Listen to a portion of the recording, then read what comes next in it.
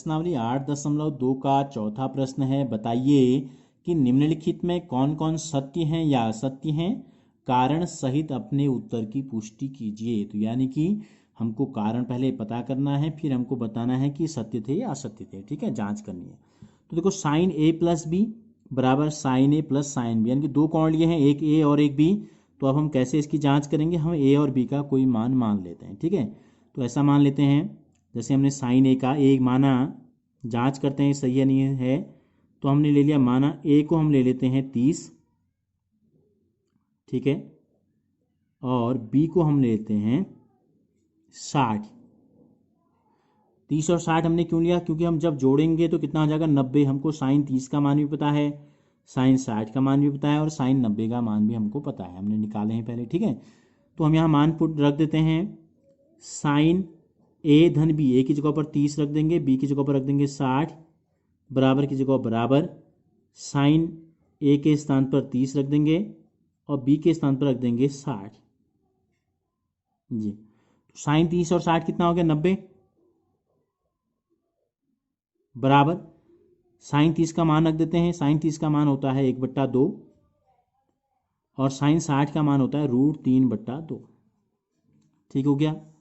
इसके बाद हम यहाँ ले लेते हैं, साइन 90 का मान होता है 1, साइन 90 का मान है 1, और जब हम इन दोनों को जोड़ेंगे, देखो दोनों के हर समान हैं, तो जोड़ने के बाद भी क्या रहेगा, इनके दोनों के हर 2 ही रहेंगे, 1 धन √3 या √3 धन 1। तो देखो √3 का जो मान होता है ये 1.73 कुछ होता है, ठीक है। तो अगर दोनों को जोड़ दें तो कितना होगा 2.73 हो जाएगा। तो यानी कि 2 से बड़ी संख्या में 2 का भाग देंगे, 2/2 होता तो 1 आ जाता, लेकिन ऊपर वाली संख्या 2 से बड़ी है तो उत्तर भी 2 से बड़ा आएगा, और यहाँ क्या है नहीं 1 से बड़ा आएगा जब भाग देंगे, ठीक है, क्योंकि 2/2 1 होता है। तो 1 और ये दोनों बराबर नहीं है। तो अगर ये सत्य होते हैं तो किसी भी मान के लिए भी सत्य हो जाते हैं, तो क्या हो जाएगा, चूंकि दोनों पक्ष बराबर नहीं आ रहे हैं जांच करने के बाद, तो इसका मतलब ये जो कथन है ये कथन क्या है, असत्य है, ठीक हो गया। नंबर 2 में है, थीटा में वृद्धि होने के साथ कॉस थीटा के मान में वृद्धि होती है। वैसे नंबर 2 में साइन थीटा था, यहाँ कॉस थीटा था, लिखते समय ऊपर नीचे हो गया है, हम कोई बात नहीं, एक ही चीज़ है दोनों प्रश्न। थीटा में वृद्धि होने के साथ कॉस थीटा के में भी वृद्धि होती है, तो जांच कर लेते हैं।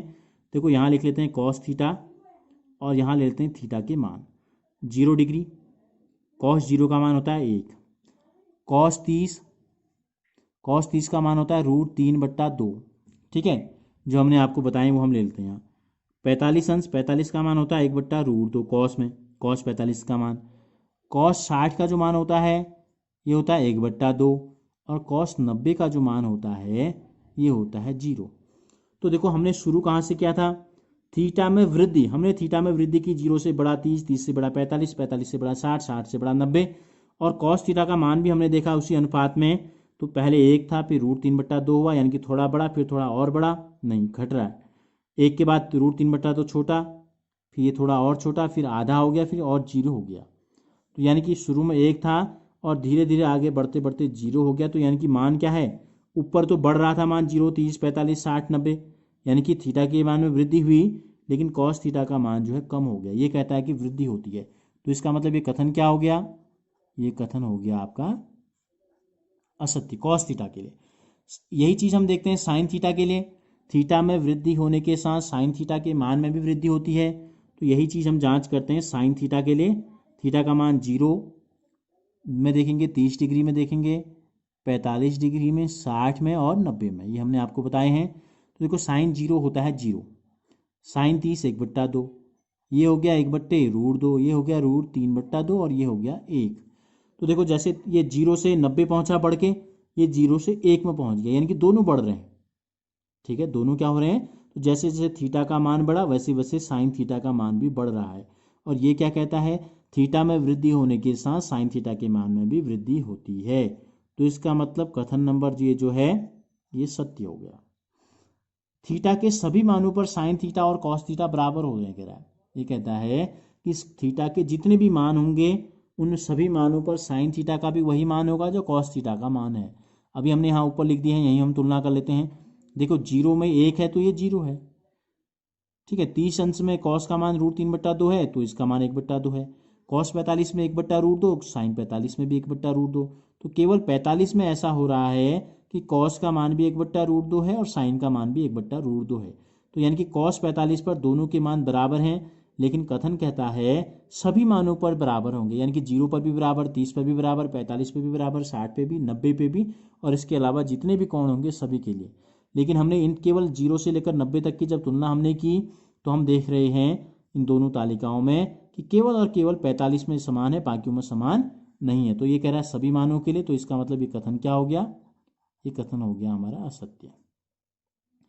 फिर अगले में दिया है 0 डिग्री पर कॉट ए परिभाषित नहीं है।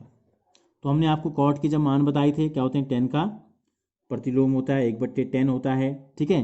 तो कॉट ए का मान यहाँ 0 डिग्री रखते हैं, तो हमने आपको बताया था कॉट 0 डिग्री का मान जो होता है उसको बोलते हैं अपरिभाषित। तो अपरिभाषित का मतलब क्या है, अपरिभाषित का मतलब ही है कि परिभाषित नहीं है। तो ये कथन भी क्या हो गया हमारा, ये कथन भी सत्य हो गया।